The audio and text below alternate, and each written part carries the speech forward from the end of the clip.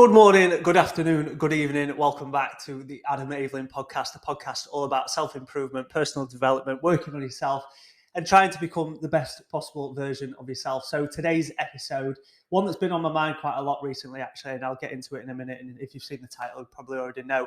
But it's going to be a little bit about alcohol and, more importantly, more to the point, is alcohol the biggest dream killer that there is?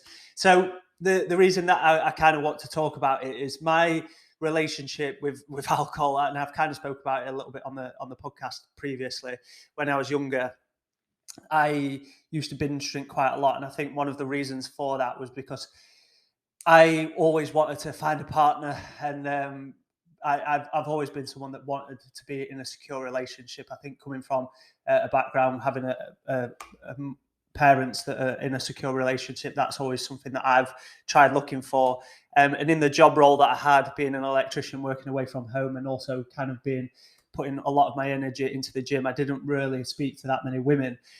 So I think for me, one of the reasons why I used to go out and binge drink a lot of the time was it was an excuse to go out and potentially meet women. And it was also like, I've always been a little bit of an anxious person. It's only recently that I've kind of really realised this. And one of the reasons that I used to drink quite a lot of alcohol is it's a good buffer when you're meeting women. A lot of people that probably wouldn't even know this about me, like a lot of people that have met me a lot when I've been drinking alcohol will probably say I'm really confident around women. But this was back in the day when I was younger. But I didn't really, I've never grown up with like close women. I've never really had girl mates. So when I was younger, talking to women was a bit of it used to make me nervous, and alcohol was just an easy release of that. You just have a few drinks and it's so easy to go and talk to women. So when I was younger, I used to binge drink quite a lot. And like looking back now, like I haven't got an amazing memory. And I honestly put it down to sort of the binge drinking that I used to do whilst I was younger. I went through, especially with my bodybuilding, I'm so happy that I really found something that I was so passionate about, because bodybuilding really helped me and steer me away from alcohol, from going out partying a lot and getting on the sesh all weekend long. And it really did steer me in a direction away from that. But that isn't to say that I didn't do my fair share of partying. I did do a lot of partying when I was younger. And I spoke about this a little bit on one of the podcasts, talking about anxiety. And like last year, I went through a little period of time where I did suffer with a little bit of anxiety, and it came from out of nowhere. Like I say, I always thought I was bulletproof. I always thought that doing the things that I do, exercising quite a lot, being a positive person, that there's no way it can touch me and more fool me, because I was so wrong. And when I did go through that period of anxiety, I realized that alcohol was a big contributor to that. So I cut alcohol out a lot of 2022, and in 2023, I haven't really drank that much alcohol. And recently, I drink alcohol on weekends. Like I don't really drink through the week. I'll have like 2 gin and tonics on a Saturday, maybe a Friday, maybe even a Sunday. But recently, like it's just not agreeing with me whatsoever. Like I'll have 2 drinks and I get a proper bad headache, and I just feel so tired, so dehydrated. I just don't feel amazing. I feel it feels like. Sorry to say this, Mum, but you probably already know this anyway. When you smoke weed, if my mum is listening, when you smoke weed, it feels like when I have literally 2 drinks, it feels like that when all my body just goes numb and I just literally want to go straight to bed. I get a really bad headache, and I wake up a little bit dehydrated as well. So this is the point of the podcast, really. Like I'm in this little bit of a battle in my mind. Do I just completely cut out alcohol? Because at the minute I've got a really, really good relationship with alcohol. I can take it or leave it. I can have a drink on a weekend and not have any through the week. I can even not have a drink on a weekend. And that 2022 was a massive catalyst to that. Obviously, Taya, my partner, was pregnant, so we didn't drink much alcohol at all. And it really sort of enlightened me and made me think, you know what? I don't need alcohol. Like I enjoy a beer with my dad. I enjoy a couple of beers when I go out with the lads. But even then, I've started doing it where I drive to the pub, so I know that I can only have 2, and then have a bit of food and drive home. And that really works for me, and I enjoy that. And like I say, it's a bit of a battle in my mind. So I've been doing a little bit of research into alcohol, and one of the best podcasts that I've listened to about it, and I really recommend that. podcast. It's from Andrew Huberman, a neuroscientist who talks about alcohol, and there's some amazing little sound bites on there. And one thing that really stuck out to me was that when you drink alcohol, even if it's maybe 3, 4, 5, 6 like units a week, alcohol, when you're not drinking it, excuse me, I might paraphrase this a little bit, but when you drink alcohol, it's a de-stressor. But one of the things that you don't realize that it's doing when you're not drinking alcohol, when you haven't got alcohol in your system, is that it actually produces more cortisol. So when you're not drinking alcohol, all it feels like, cortisol is a stress hormone, so you feel more stress. So there's no wonder when you have a stressful day at work, you want to turn to alcohol, because alcohol, when you're drinking alcohol, it gets rid of that stress hormone. But when you're not drinking it produces more of it if you're drinking quite a lot of alcohol. So it's a little bit of a loop. And there's no wonder why when you have a stressful day at work, you're like, oh, I just want a pint with the lads, or just need a glass of wine. And that alcohol is a contributing factor to that. And that really blew my mind. So what the title of the podcast is, Alcohol a Dream Killer, or some, I'll probably word it something like that. But the reason being, like, we've all got massive dreams. As a kid, we dream big. Like, we all want to be millionaires. We all want to be living the high life. We all want to be being like our dream job, things like that. And then obviously we get to the stage in life, especially in Western society and especially in Britain, like it's excuse me, it's really sociable to drink alcohol. And during sort of your 20s, your dreams kind of die. And I've definitely like felt this. There's been times in my life where I thought I was going to be an electrician forever, and thank God I found fitness, and that steered me into sort of obviously bodybuilding, and then steered me into sort of my passion.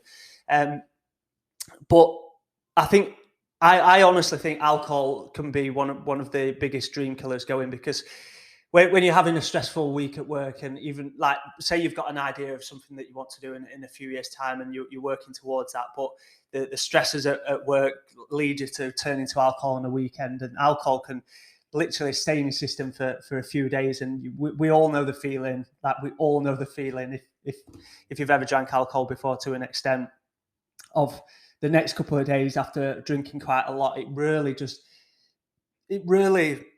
you can go from like 100% feeling amazing on a Thursday, Friday. Excuse me, just had dinner. You can go from feeling 100% like on a Thursday, Friday, feeling energized, feeling good, feeling in a good mood. And then if you have drinks, and I'm talking a lot of drinks here, going out partying, if you have a lot Friday, Saturday, your Sunday, Monday, Tuesday is just wrong decision after wrong decision, staying in bed, not doing anything, barely moving, eating comfort food, getting takeaways, not drinking much water, and just feeling like you've got no ambition. It's alcohol is an ambition killer, 100%. Like, we need to have more conversations about it. And this definitely isn't me trying to say you need to stop drinking alcohol, because like I say, alcohol, for some people can have an amazing relationship with alcohol, and I'm thankful that I do, and I'm in that situation with alcohol. But now I've got to the point where I'm thinking, is it even worth having a couple of gin and tonics on a weekend? So I'm doing this podcast because I'm having that little bit of a battle in my head, and I kind of want to just talk about it and see what everyone else's opinions on it were. But like I say, last year was massive for me. Obviously, Taya was pregnant for 9 months, so it really helped. But I'm pretty sure I only got drunk maybe once or twice last year. And that's like very, very different from me, going from someone that's probably drunk once, or maybe not once. I used to probably drink once every 2 weeks. I'd have like a big blowout, because like I'd always be quite focused with my work and focused on sort of my training and things like that. But I think it's one thing with alcohol, and Jordan Peterson, a leading psychologist, talks about alcohol. And he says one of the best ways to stop doing alcohol, or stop drinking alcohol if you want to give it up, is to find something else, because alcohol is fun. Like, it is fun. You drink it, you have fun, you relax, you just stop stressing about things. So he always talks about, actually, if you want to stop something like that, you need to find something to replace it, something that you're going to enjoy.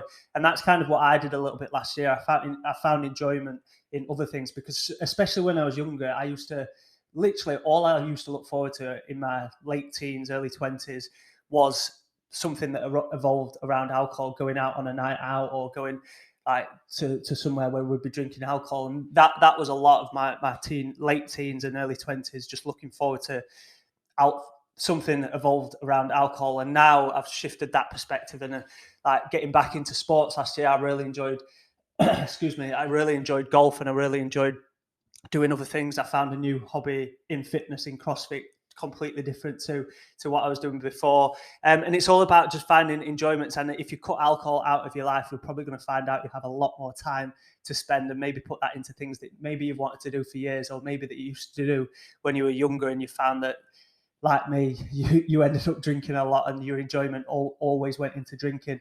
But like I say, this podcast wasn't and never meant to be the aim at trying to stop anyone from drinking. It was more just having a grown-up conversation about alcohol, because it's so socially accepted, while other drugs that are so socially not accepted. But alcohol is a drug, and sometimes we just need that conversation about that, because it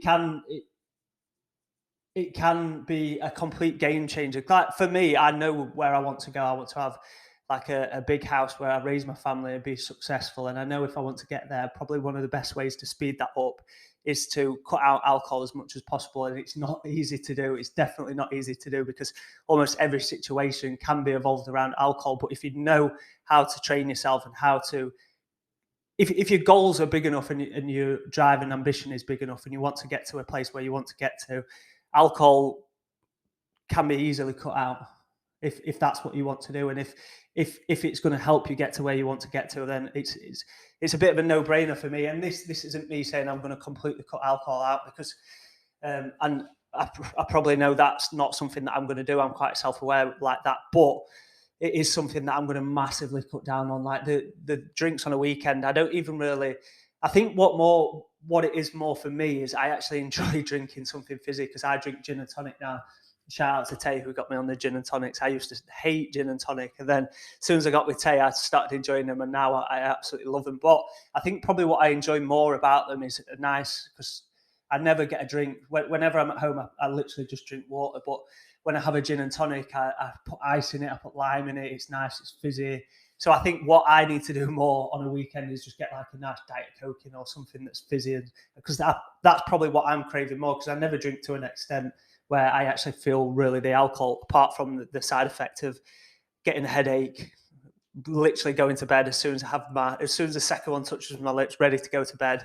And then the night's over, because I just fall asleep watching TV, because me and Tay don't really do that much. We're quite boring. So yeah, that was my sort of thought process on alcohol. Like, if you've got a good relationship with it, you probably don't even need to change anything with alcohol. But if it's just got a little bit of a grip on you, or you want to, like, you're like me, you've got goals, you've got dreams, you've got ambitions, or maybe you've put dreams, goals, ambitions to the side because of alcohol.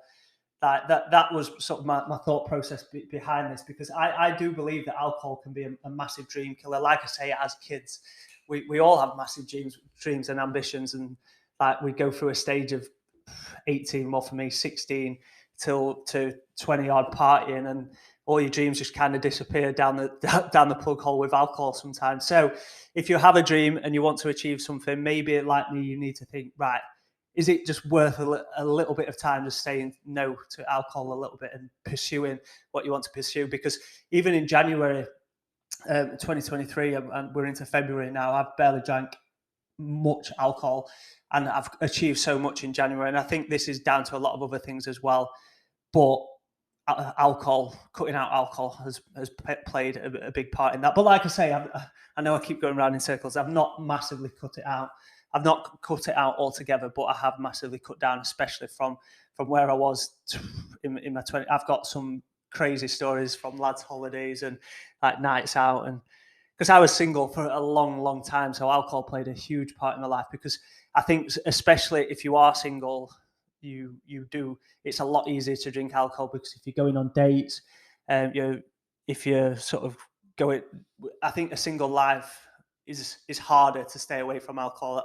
That's what I'm trying to say. And I think that's one of the reasons why I used to binge drink quite a lot, because I was always trying to find my mate, and alcohol made it a lot easier to speak to women when when it's not something that I used to do that often. So yeah, hopefully you enjoyed this episode on alcohol. Hope everyone is doing well. Hope everyone is having a good evening, morning, afternoon, wherever you're listening. Thank you for listening. We'll catch up soon.